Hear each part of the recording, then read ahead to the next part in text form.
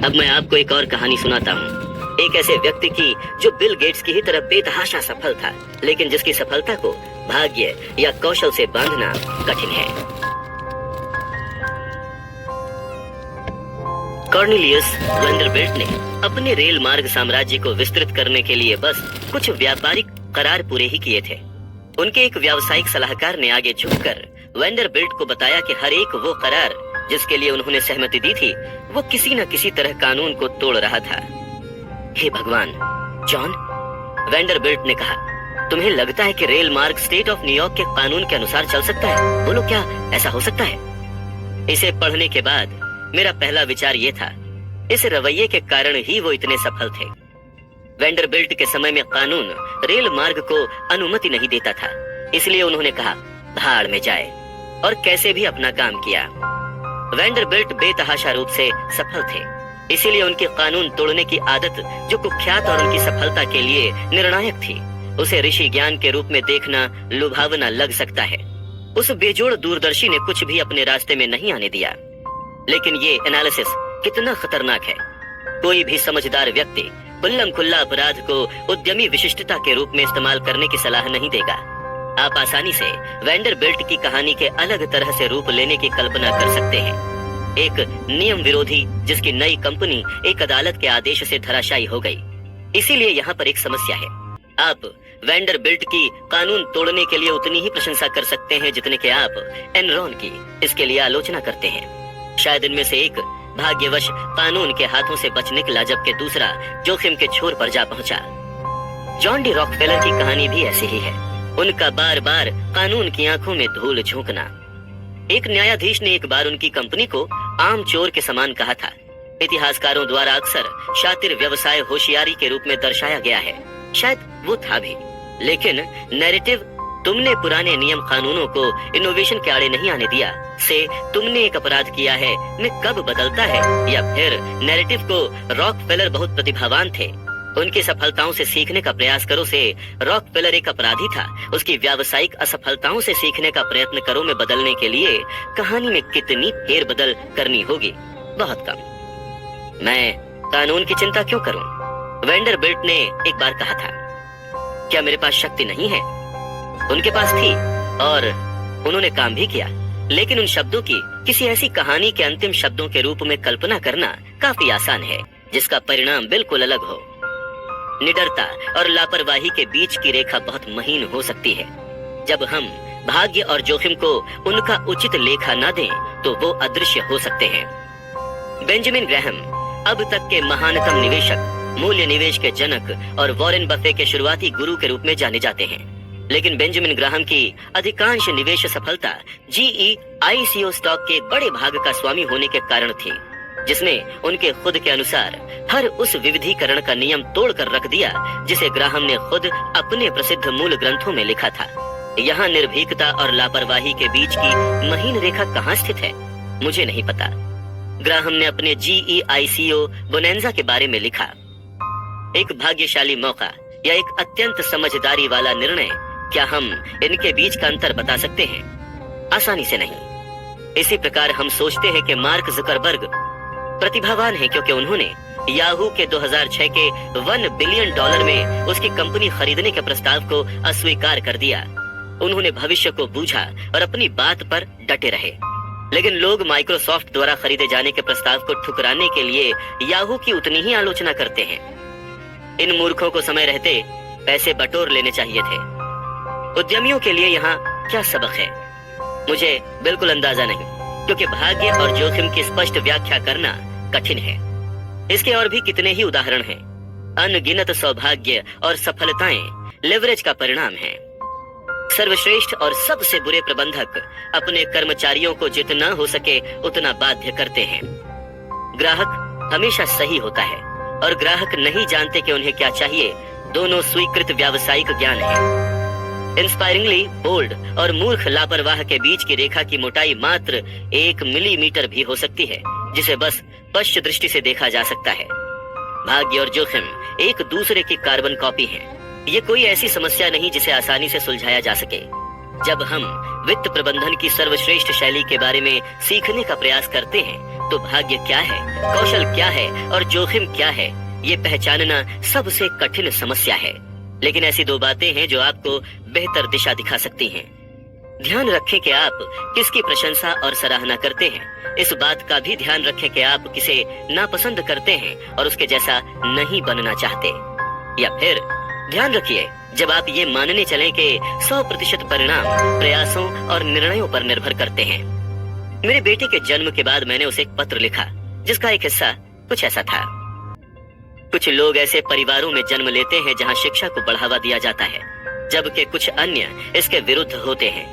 कुछ का जन्म समृद्ध अर्थव्यवस्था में होता है जहां एंटरप्रेन्योरशिप को बढ़ावा दिया जाता है, जबकि कुछ का जन्म युद्ध और अभाव में होता है। मैं तुम्हें सफल होते देखना चाहता हूँ और मैं चाहता हूँ कि तुम इसे खुद हासिल करो। पर याद रखो कि सफलता हमेशा मेहनत के कारण नहीं मिलती और गरीबी हमेशा आलस के कारण नहीं होती। जब तुम दूसरों को और साथ में खुद को आंकने लगो, तब ये हमेशा ध्यान में रखना। इसीलिए व्यक्ति विशेष और केस स्टडी पर कम और केस स्टडीज पर अधिक ध्यान दें। किसी व्यक्ति विशेष का अध्ययन खतरनाक हो सकता है, क्योंकि हम अक्सर चरम सीमा के उदाहरण लेते हैं, जैसे अरबपति, सीईओ या वो जो बुरी तरह से असफल हुए, जो खबरों में रहते हैं। और चरम सीमा के उदाहरण अक्सर अपनी जटिलता के कारण अन्य परिस्थितियों में लागू नहीं होते। जितना चरम कोई परिणाम होता है, उतना ही कम उसके सबक को आप अपने जीवन में लागू कर पाएंगे, क्योंकि यह परिणाम उतना ही अधिक भाग्य और जोखिम की चरम सीमाओं से प्रभावित हुआ होगा। आप सफलता और असफलता के व्यापक प्रतिमानों को देख ब्रॉड पैटर्न के निकट पहुंच जाएंगे। प्रतिमान जितना सामान्य होगा, उतना ही अधिक वो आपके जीवन में लागू हो सकेगा। वॉरेन बफे की निवेश सफलता का अनुकरण कर पाना कठिन है, क्योंकि उनके परिणाम इतने चरम हैं कि उनकी आजीवन उपलब्धियों में भाग्य की भूमिका संभवतः बहुत अधिक है। और भाग्य कोई ऐसी चीज नहीं जिसका विश्वसनीयता से अनुकरण किया जा सके। लेकिन जैसा कि हम अध्याय 7 में देखेंगे, ये समझना कि जो लोग अपने समय पर नियंत्रण रखते हैं वो अधिक खुश रहते हैं, ये एक ब्रॉड और कॉमन ऑब्जर्वेशन है जिसे आप इस्तेमाल कर सकें। मेरे पसंदीदा इतिहासकार फ्रेडरिक लुइस एलन ने अपना करियर एक औसत मध्यस्थ अमेरिकी के जीवन को दर्शाते हुए बिताया।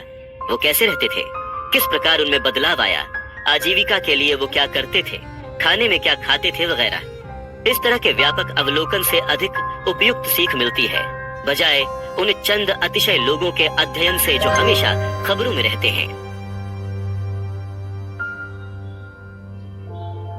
बिल गेट्स ने एक बार कहा था, सफलता एक खराब शिक्षक है।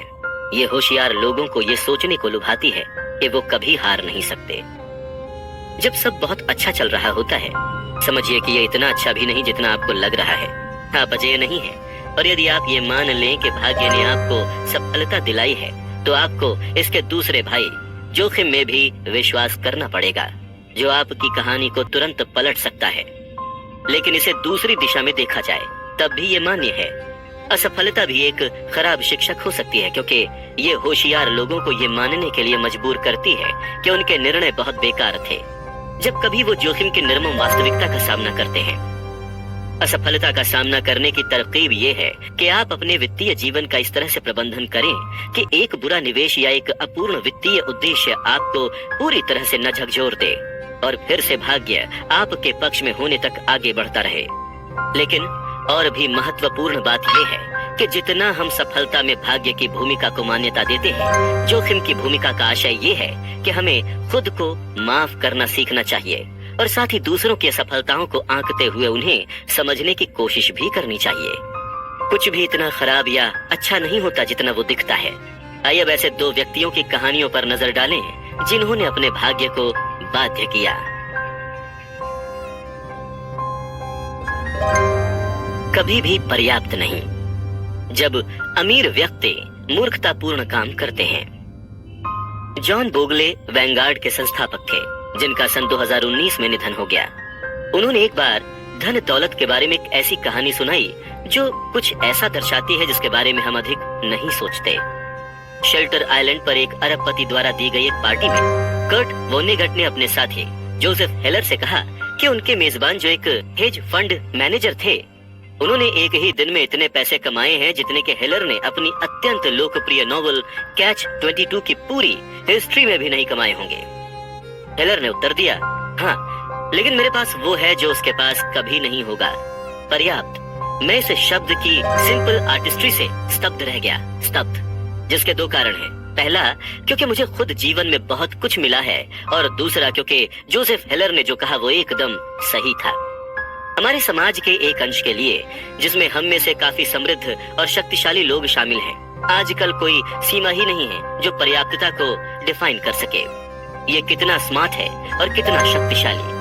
आइए मैं आपको हमारे पास पर्याप्त न होने के खतरों के दो उदाहरण देता हूँ और देखते हैं कि वो हमें क्या सिखा सकते हैं। रजत गुप्ता का जन्म कोलकाता में हुआ और किशोरावस्था में वो अनाथ हो गए। लोग ऐसे प्रिविलेज्ड लोगों के बारे में बात करते हैं जो अपना जीवन थर्ड बेस पर शुरू करते हैं। गुप्ता तो बेसबॉल स्टेडियम भी नहीं देख पाए। उस शुरुआत से आगे चलकर रजत ने जो उपलब्धियां प्राप्त की वो अद्भुत हैं। लगभग 15 वर्ष की उम्र में गुप्ता मैकिन्से के सीईओ बन गए, जो विश्व की सबसे प्रतिष्ठित कंसल्टिंग फर्म है। वो सन 2007 में रिटायर हुए, जिसके बाद उन्होंने यूनाइटेड नेशंस और वर्ल्ड इकोनॉमिक फोरम में अहम भूमिका निभाई। उन्होंने लोक हितैषी कार्यों में बिल गेट्स के साथ पार्टनरशिप की। वो 5 अन्य पब्लिक कंपनियों के बोर्ड ऑफ डायरेक्टर्स में शामिल थे। कोलकाता की झुग्गी झोपड़ी से निकलकर गुप्ता अभी तक के सबसे सफल उद्यमियों में से एक बन चुके हैं। सफलता के साथ साथ उन्हें प्रचुर संपत्ति भी मिली। सन 2008 में खबरों के अनुसार गुप्ता की शुद्ध संपत्ति $100 मिलियन थी। इतनी राशि अधिकांश लोगों के लिए इम्पॉसिबल है।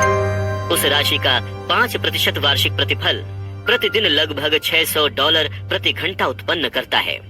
वो जीवन में जो चाहे वो कर सकते थे, और जो वो चाहते थे वो मात्र एक सेंटा मिलियनियर बनना नहीं था, वो एक बिलियनियर बनना चाहते थे, और वो हर हाल में ये पाना चाहते थे। गुप्ता गोल्डमैन सॉक्स के बोर्ड ऑफ डायरेक्टर्स में से एक थे, जिसके कारण वो विश्व के कुछ सबसे अमीर निवेशकों से घिरे हुए थे। एक निवेशक ने प्राइवेट इक्विटी टाइकून के भुगतान दिवस का हवाला देते हुए गुप्ता के बारे में कहा, मुझे लगता है वो उस समूह में रहना चाहते हैं। वो एक अरबपतियों का समूह है ना? गोल्डमैन जैसे अरबों खरबों का ही समूह है, सही है ना? बिल्कुल सही। और इस तरह गुप्ता को एक फायदे से भरा अन्य काम मिल गया। सन 2008 में जब गोल्डमैन सॉक्स को फाइनेंशियल क्राइसिस की मार झेलनी पड़ी, वॉरेन बफे ने इस बैंक को बचाने के लिए $5 बिलियन की राशि निवेश करने का निर्णय लिया। गोल्डमैन बोर्ड का सदस्य होने के कारण गुप्ता को सामान्य जनता से पहले इस सौदे की जानकारी मिल गई। एक मूल्यवान जानकारी थी। गोल्डमैन का सर्वाइवल थोड़ा डाउटफुल था, और बफेट के समर्थन से निश्चय ही उसके स्टॉक में उछाल आ जाता। इस आगामी सौदे की जानकारी मिलने के 16 सेकंड के बाद गुप्ता, जो गोल्डमैन बोर्ड मीटिंग की फोन कॉल पर थे, उन्होंने फोन रखकर राज रत्नम नाम के एक हेज फंड प्रबंधक को फोन मिलाया। कॉल रिकॉर्ड नहीं किया गया, लेकिन राज रत्नम ने तुरंत गोल्डमैन सॉक्स के 1,75,000 शेयर खरीद लिए, जिससे आप समझ ही सकते हैं कि फोन पर क्या बात हुई होगी। कुछ घंटों के बाद जनता के सामने बफेट गोल्डमैन सौदे की घोषणा की गई। गोल्डमैन के स्टॉक में उछाल आया। राजा रत्नम ने तुरंत $1 मिलियन कमा लिए। ये इस कथित चलन का बस एक उदाहरण है। SEC का दावा है कि गुप्ता की भीतरी कमाई से उन्हें $17 मिलियन का लाभ हुआ। ये पैसा कमाने का आसान तरीका था, और प्रोसिक्यूटर्स के लिए ये और भी आसान मामला था। गुप्ता और राजा रत्नम दोनों भीतरी लेन देन के जुर्म में जेल गए, और उनके करियर और प्रतिष्ठा दोनों हमेशा के लिए मिट्टी में मिल गए। अब बर्नी मैडॉफ का उदाहरण लीजिए। उसके अपराध के बारे में सब भली भांति जानते हैं। मैडॉफ चार्ल्स पॉन्जी के बाद से अब तक का सबसे कुख्यात पॉन्जी चालबाज है। मैडॉफ निवेशकों को 2 दशकों तक ठगता रहा, तक कि उसका अपराध पकड़ नहीं लिया गया, व्यंग पूर्वक रूप से गुप्ता के कारनामे के कुछ ही सप्ताह बाद। यहाँ पर अनदेखा पहलू ये है कि मैडॉफ गुप्ता की ही तरह एक जालसाज के अलावा कुछ और भी था। पॉन्जी योजना जिसने उसे प्रसिद्ध बनाया, उससे पहले वो एक बेतहाशा सफल और विधि संगत व्यवसायी था। मैडॉफ एक बाजार निर्माता था, जिसका काम स्टॉक खरीदारों और विक्रेताओं को आपस में जोड़ना था। वो इस काम में बहुत अच्छा था।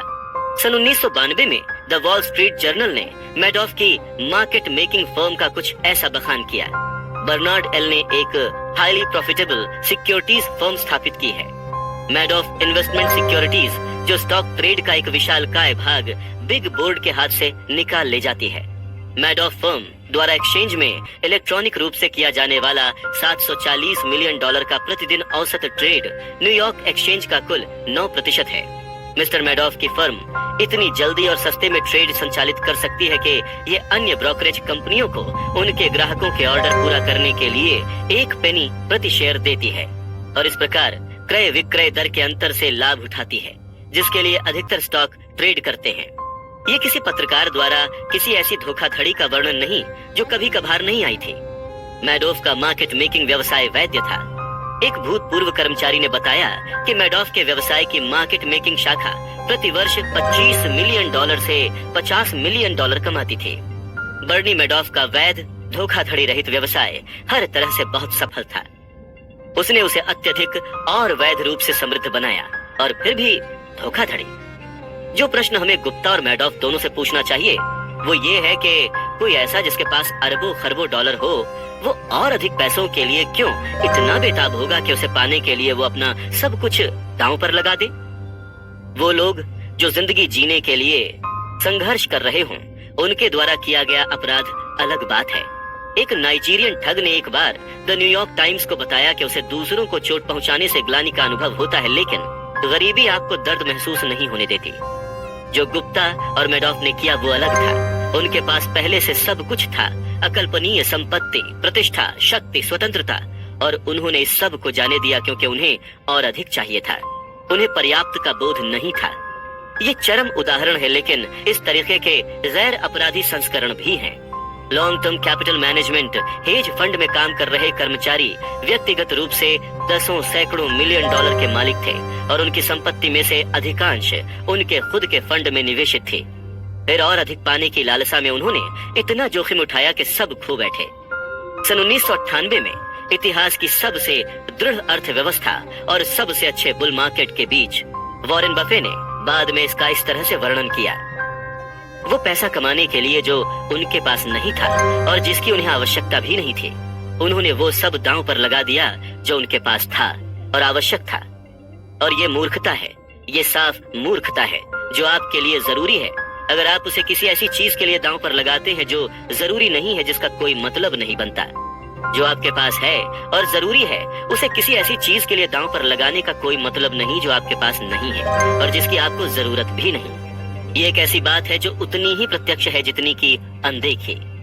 हम में से शायद ही कभी किसी के पास $100 मिलियन हों, जैसे गुप्ता और मैडॉफ के पास थे, लेकिन ये किताब पढ़ रहे लोगों में से कुछ प्रतिशत अपने जीवन के एक पड़ाव पर इतना वेतन अवश्य कमा सकेंगे जिससे वो अपनी हर जायज जरूरत पूरी कर सकें और साथ ही उसमें से भी काफी कुछ पा सकें जो वो चाहते हैं।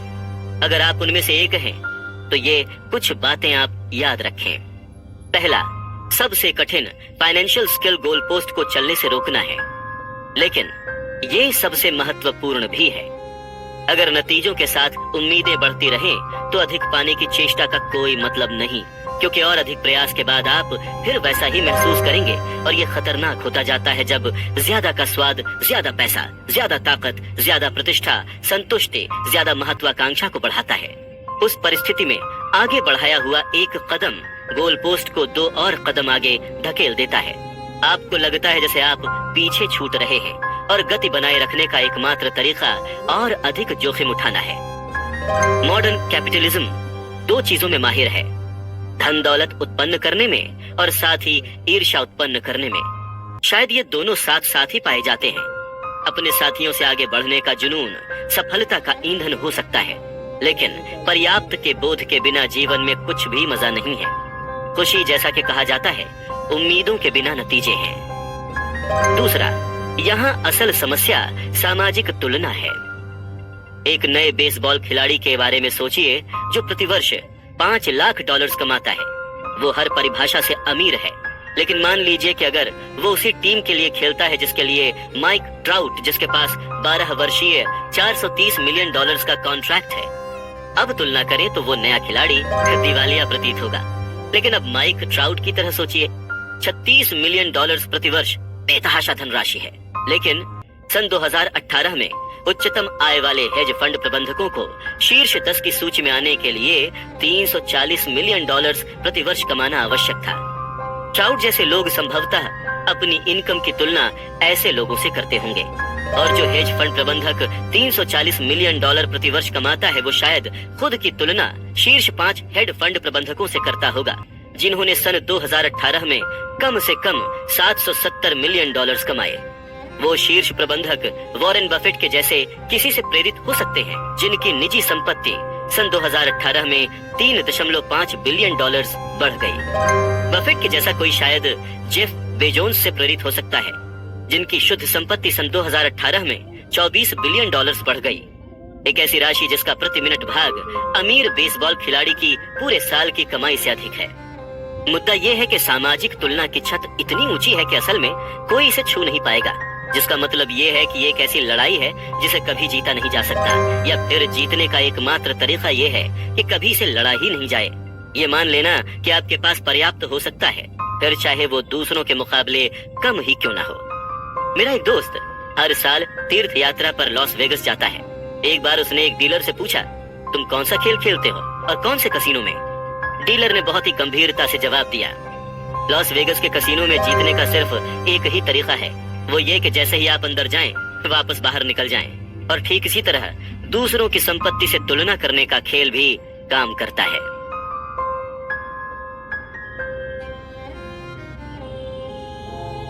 पहला, सबसे कठिन फाइनेंशियल स्किल गोल पोस्ट को चलने से रोकना है, लेकिन ये सबसे महत्वपूर्ण भी है। अगर नतीजों के साथ उम्मीदें बढ़ती रहें तो अधिक पाने की चेष्टा का कोई मतलब नहीं, क्योंकि और अधिक प्रयास के बाद आप फिर वैसा ही महसूस करेंगे, और ये खतरनाक होता जाता है जब ज्यादा का स्वाद ज्यादा पैसा, ज्यादा ताकत, ज्यादा प्रतिष्ठा, संतुष्टि, ज्यादा महत्वाकांक्षा को बढ़ाता है। उस परिस्थिति में आगे बढ़ाया हुआ एक कदम गोल पोस्ट को 2 और कदम आगे धकेल देता है। आपको लगता है जैसे आप पीछे छूट रहे हैं, और गति बनाए रखने का एकमात्र तरीका और अधिक जोखिम उठाना है।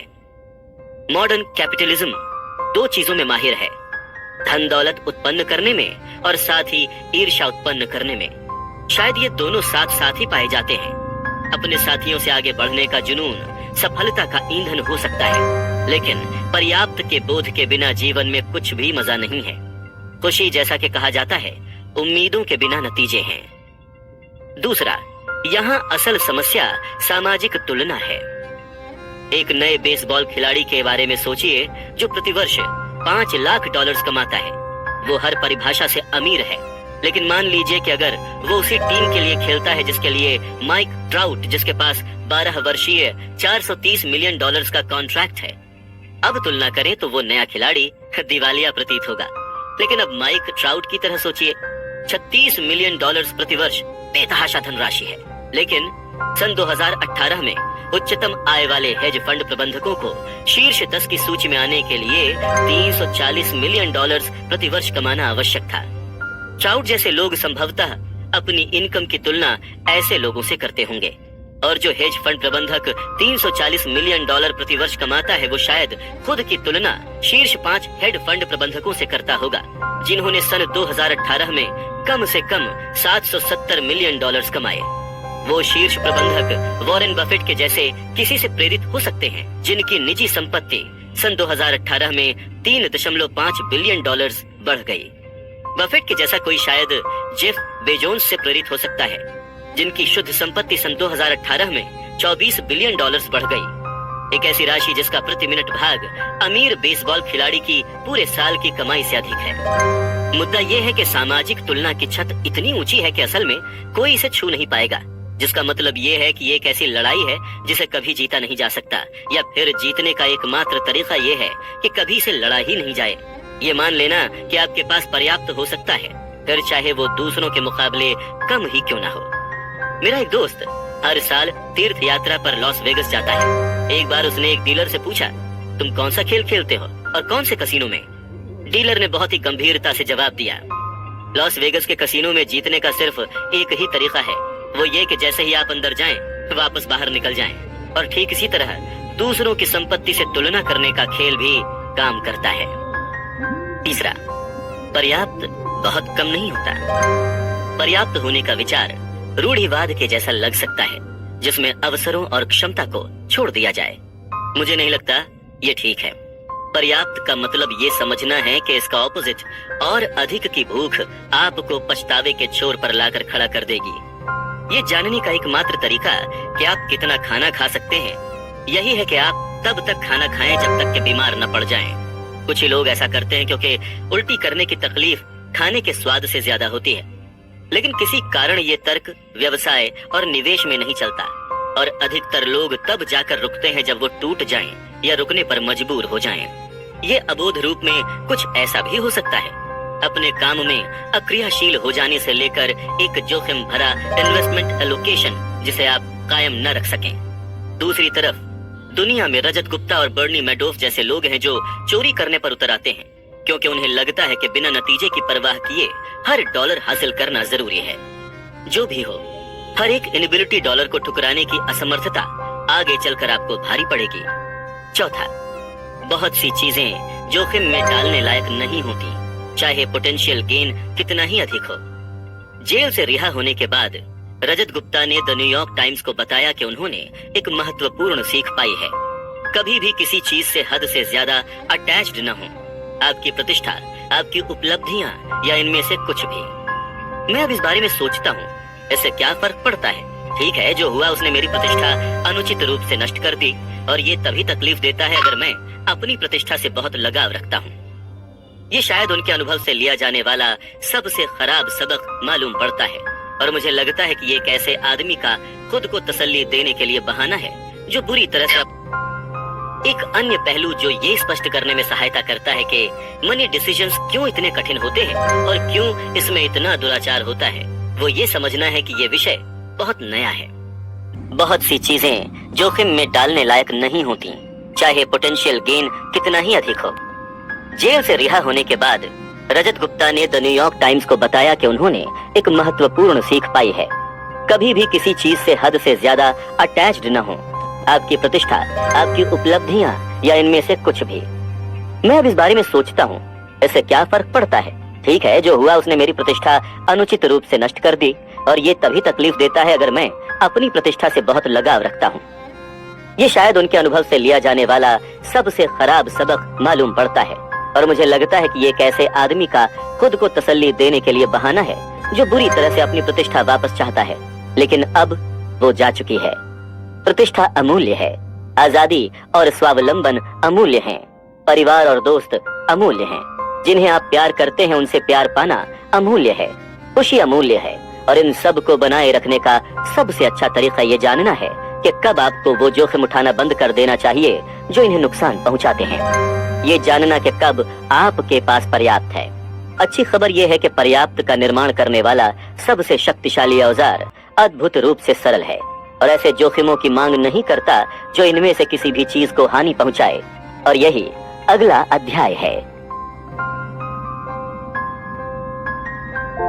विस्मयकारी कंपाउंडिंग।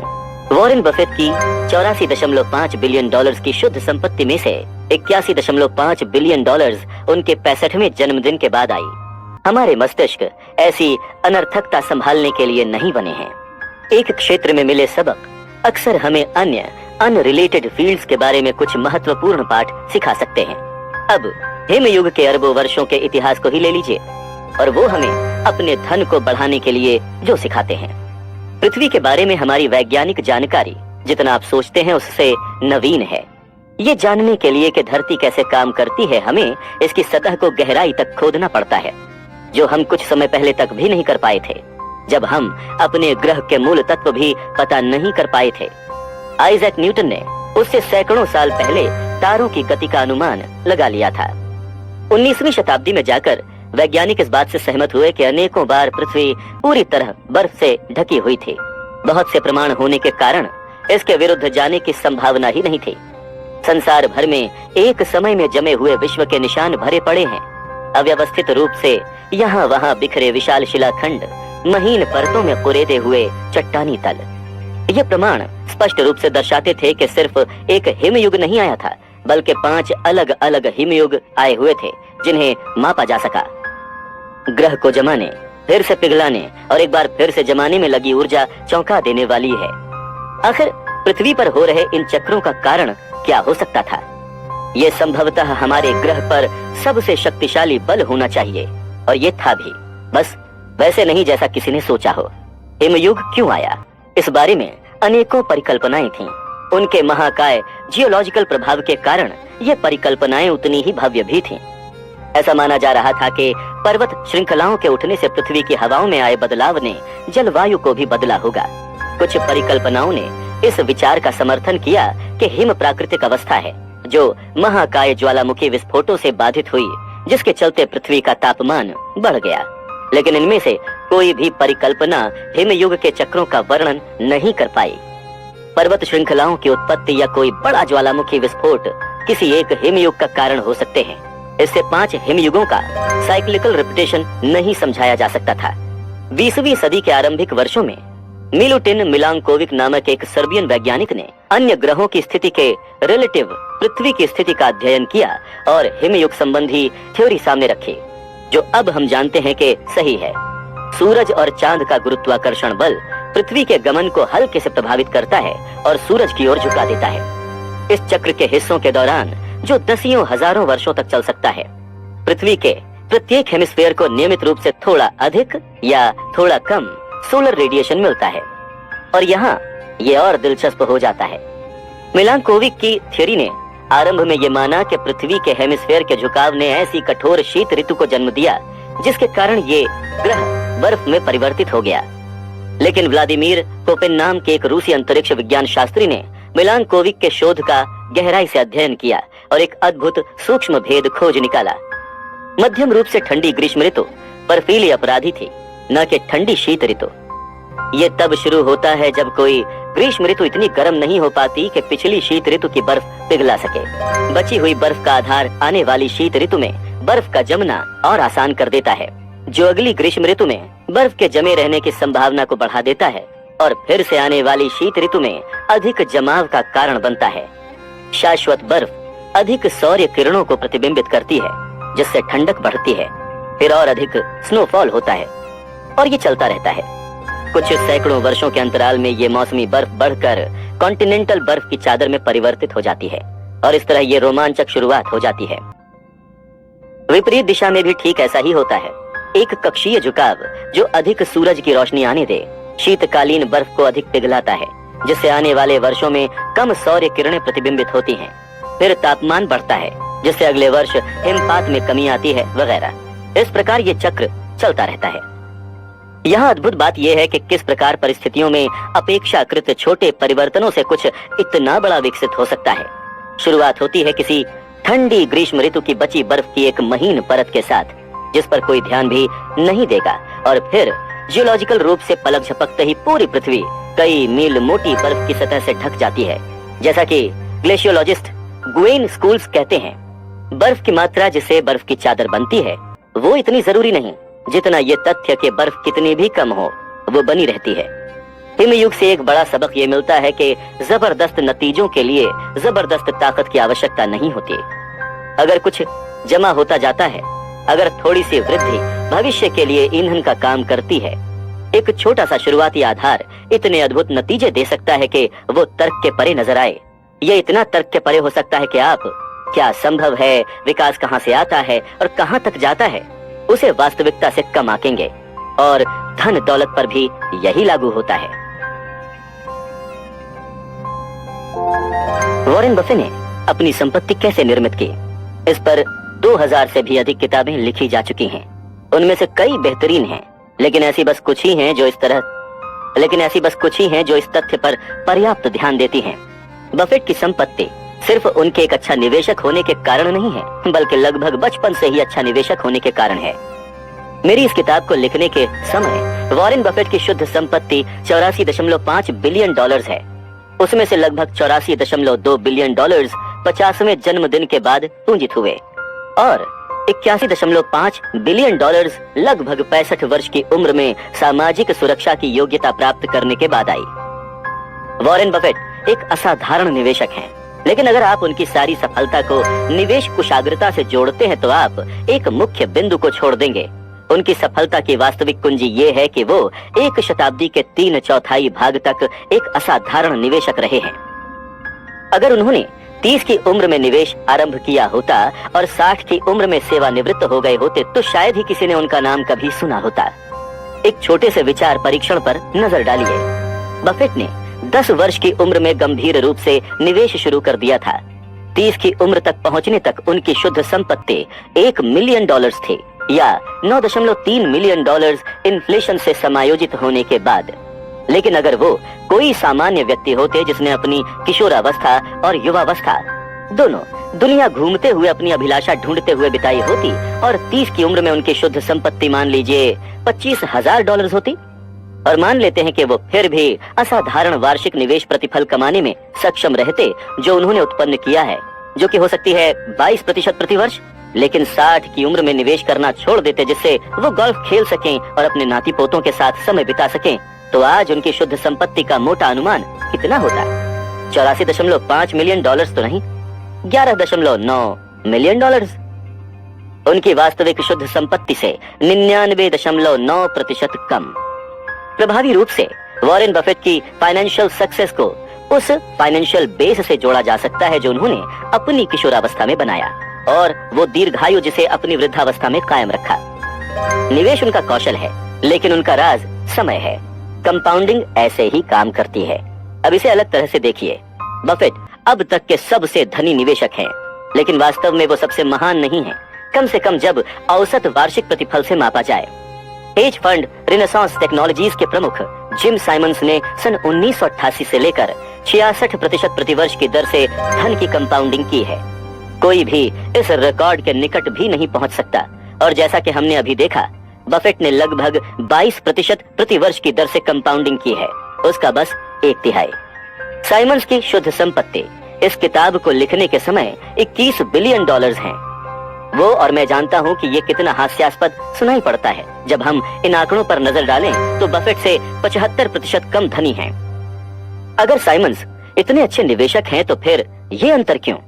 क्योंकि साइमंस ने 50 वर्ष की उम्र तक निवेश आरंभ नहीं किया था। बफेट की तुलना में उनके पास कंपाउंडिंग के लिए आधे से भी कम वर्ष थे। अगर जेम्स साइमंस ने बफेट की तरह 70 वर्ष की अवधि तक 66% की दर से वार्षिक प्रतिफल कमाया होता तो उनकी संपत्ति, दिल थाम कर सुनिए, 63 Quintillion, 900 quadrillion, 781 trillion, 780 billion, 748 million और $160,000 होती। ये आंकड़े हास्यास्पद और अव्यवहारिक दिखाई पड़ते हैं। बात असल में ये है कि वृद्धि अनुमान में छोटे लगने वाले बदलाव हास्यास्पद और अव्यवहारिक आंकड़ों को जन्म दे सकते हैं। इसीलिए जब हम ये समझने की कोशिश कर रहे हो कि कुछ भी इतना शक्तिशाली कैसे बना जितना वो है, हिमयुग क्यों बना, या फिर वॉरेन बफेट इतने धनी क्यों हैं, हम अक्सर सफलता की मुख्य कुंजी को अनदेखा कर देते हैं। मैंने लोगों को कई बार कहते हुए सुना है कि जब उन्होंने पहली बार कंपाउंड इंटरेस्ट टेबल देखी या फिर ऐसी कोई कहानी की, अगर उन्होंने 30 की उम्र के बजाय 20 की उम्र में बचत शुरू की होती तो रिटायरमेंट के लिए उनके पास कितनी राशि होती। इसने उनका जीवन बदल दिया, लेकिन संभवतः इसने उनका जीवन नहीं बदला। इसने अगर कुछ किया तो वो ये कि उन्हें आश्चर्य में डाल दिया, क्योंकि नतीजे सहज रूप से सही नहीं लगे। लीनियर थिंकिंग एक्सपोनेंशियल थिंकिंग की तुलना में काफी सहज होती है। अगर मैं आपको अपने दिमाग में 8 को 8 बार जोड़ने को कहूँ, बस आप कुछ ही सेकंड में ऐसा कर लेंगे, जो है 72। पर अगर मैं आपको 8 को 8 बार गुणा करने का हिसाब लगाने को कहूँ तो आपका सर फट जाएगा, जो कि 13,17,17,728 होगा। IBM ने सन 1950 के दशक में 3.5 मेगाबाइट की हार्ड ड्राइव बनाई। 1960 के दशक में यह संख्या कुछ दर्जन मेगाबाइट तक पहुंच गई। सन 1970 के दशक के अंत तक IBM विंचेस्टर की ड्राइव 70 मेगाबाइट की थी। इसके बाद ड्राइव का आकार एक्सपोनेंशियल रूप से छोटा होता गया और स्टोरेज बढ़ती गई। सन 1990 के दशक की शुरुआत में एक आम कंप्यूटर 200 से 500 मेगाबाइट का होता था और फिर धम मानो विस्फोट हो गया। सन 1999 एप्पल का iMac 6 गीगाबाइट की हार्ड ड्राइव के साथ आया। सन 2003 पावर मैक में 120 गीगाबाइट। सन 2006 नए iMac में 250 गीगाबाइट। सन 2011 4 टेट्राबाइट की पहली हार्ड ड्राइव। सन 2017 60 टेट्राबाइट की हार्ड ड्राइव। सन 2019 100 टेट्राबाइट की हार्ड ड्राइव। अब इस सब को साथ रखकर देखिए, सन 1950 से सन 1990 के बीच हमने 296 मेगाबाइट प्राप्त किए। सन 1990 से लेकर अब तक हमने 100 मिलियन मेगाबाइट प्राप्त किए।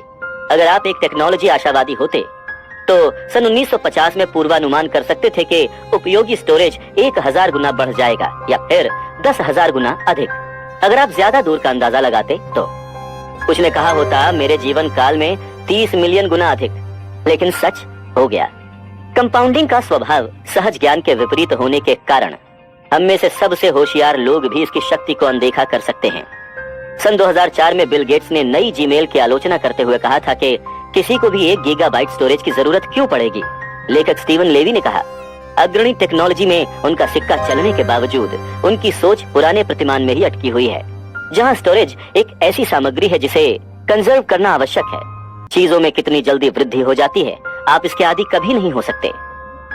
इसमें खतरा इस बात का है कि जब कंपाउंडिंग सहज न हो, हम अक्सर इसका सामर्थ्य अनदेखा कर देते हैं और अन्य माध्यमों द्वारा समस्या को सुलझाने में लग जाते हैं। इसलिए नहीं कि हम हद से ज्यादा सोच रहे होते हैं, बल्कि इसलिए कि हम शायद ही कभी कंपाउंडिंग के सामर्थ्य के बारे में सोचने के लिए रुकते हैं। बफेट की सफलता का अवलोकन कर रही उन 2000 किताबों में से किसी एक का भी शीर्षक ये नहीं है कि ये व्यक्ति लगातार शताब्दी के 3/4 की अवधि से निवेश करता आ रहा है, पर हम जानते हैं कि उनकी अधिकांश सफलता का कारण यही है। और इस गणित को समझना कठिन है क्योंकि ये सहज नहीं है। Economic cycle, strategies, trading strategies और सेक्टर बेट पर अनेक किताबें हैं, लेकिन सबसे शक्तिशाली और महत्वपूर्ण किताब का नाम शट अप एंड वेट होना चाहिए। इसमें बस एक पृष्ठ है जिसमें इकोनॉमिक ग्रोथ का लॉन्ग टर्म चार्ट है। यहाँ व्यावहारिक सीख ये है कि कंपाउंडिंग का प्रति अंतः प्रज्ञात्मक स्वभाव अधिकतर निराशाजनक ट्रेड, खराब कार्यनीतियों और सफल निवेश प्रयासों के लिए रिस्पॉन्सिबल हो सकता है। आप लोगों से उनके सारे प्रयासों को, वो क्या सीखते हैं और क्या करते हैं, उसमें लगने वाले प्रयास हाईएस्ट इन्वेस्टमेंट रिटर्न्स पाने में लगाने की अपेक्षा नहीं कर सकते। सहज ज्ञान के अनुसार यह अमीर बनने का सर्वश्रेष्ठ उपाय प्रतीत होता है, लेकिन अच्छे निवेश का आशय आवश्यक रूप से मात्र हाईएस्ट रिटर्न्स कमाने से नहीं है, क्योंकि हाईएस्ट रिटर्न्स अक्सर एक बारगी सिद्ध होते हैं जो दोहराए नहीं जा सकते। इसका मतलब अच्छे प्रतिफल कमाने से है जिन्हें आप बरकरार रख सकें और जो एक लंबे समय तक दोहराए जा सकें। तभी कंपाउंडिंग अपार रूप से बढ़ती है। इसके विपरीत ऊंचे प्रतिफल जिन्हें बरकरार न रखा जा सके अक्सर दुखद कहानियों का रूप ले लेते हैं। उन कहानियों को सुनाने के लिए हमें अगले चैप्टर की आवश्यकता होगी।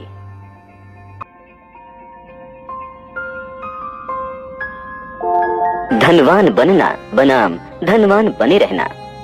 अच्छे निवेश का मतलब आवश्यक रूप से अच्छे निर्णय लेना नहीं है।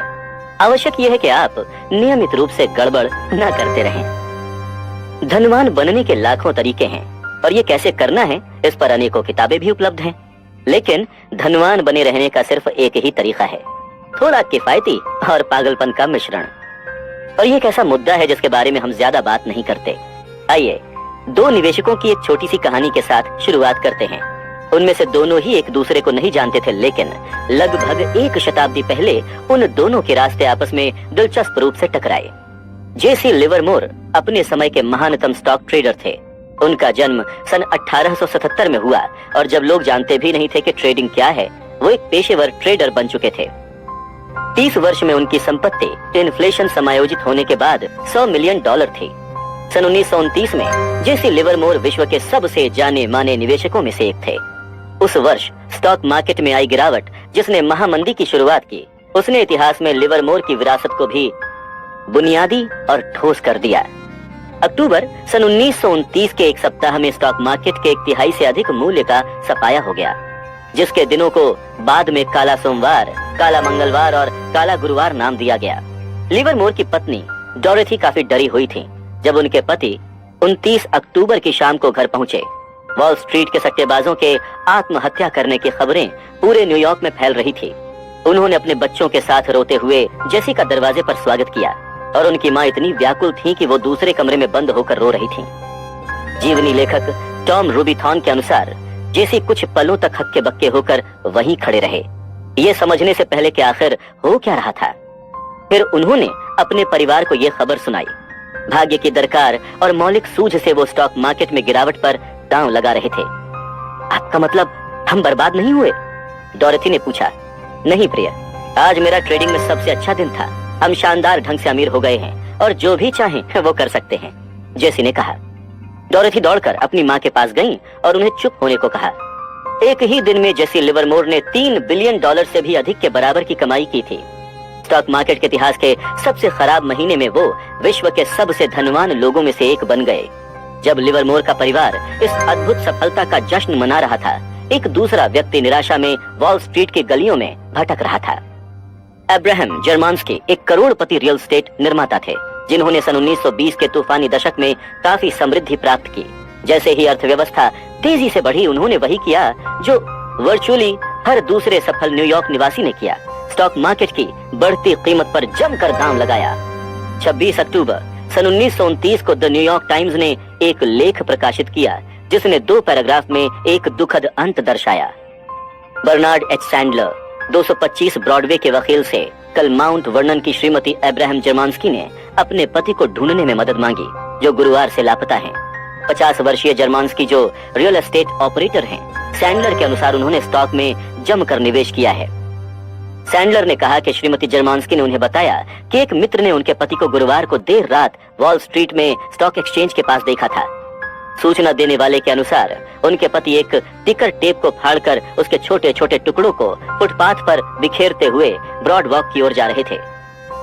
और वो, जैसा कि हम जानते हैं, अब्राहम जर्मांस्की का अंत था। यहाँ हम एक अंतर देख सकते हैं। अक्टूबर सन 1929 की गिरावट ने जेसी लिवरमोर को विश्व के सबसे धनवान लोगों में से एक बना दिया। वहीं इसने अब्राहम जर्मांस्की को बर्बाद कर दिया और शायद उनकी जान भी ले ली। लेकिन अगर 4 साल आगे बढ़ें तो इनकी कहानियां फिर एक दूसरे से टकराती हैं। अपने सन 1929 के व्यवसाय के बाद लिवरमोर ने अधिक आत्मविश्वास से और बड़े से बड़ा निवेश किया। यह उनके सर से ऊपर चला गया और वो बढ़ते कर्ज में डूब गए और फलतः स्टॉक मार्केट में वो सब कुछ गंवा बैठे। दिवालिया और शर्मिंदा होकर वो सन 1933 में 2 दिनों के लिए गायब हो गए। उनकी पत्नी उन्हें ढूंढने निकली।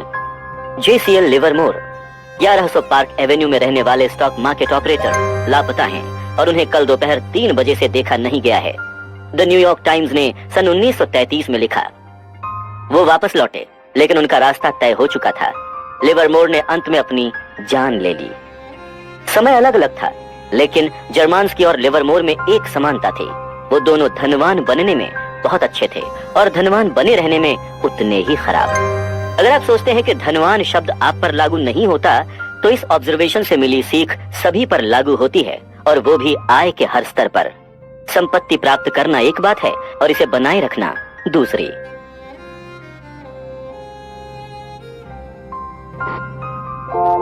अगर मुझे संपत्ति संबंधी सफलता का सार एक शब्द में देना हो तो मैं इसे सर्वाइवल कहूंगा।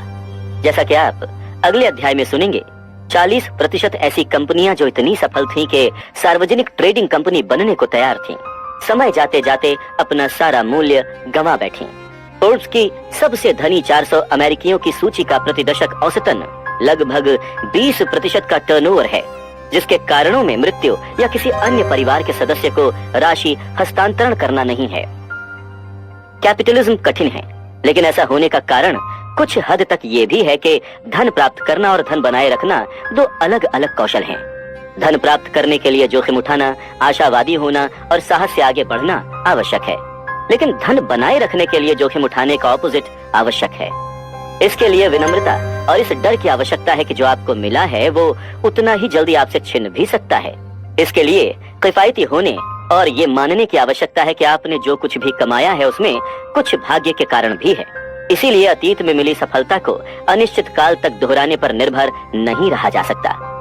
एक बार चार्ली रोज ने सिक्वाया कैपिटल के अरबपति प्रमुख माइकल मोरित्ज से पूछा कि सिक्वाया को इतनी सफलता कैसे मिली। मोरित्ज ने कहा, दीर्घायु।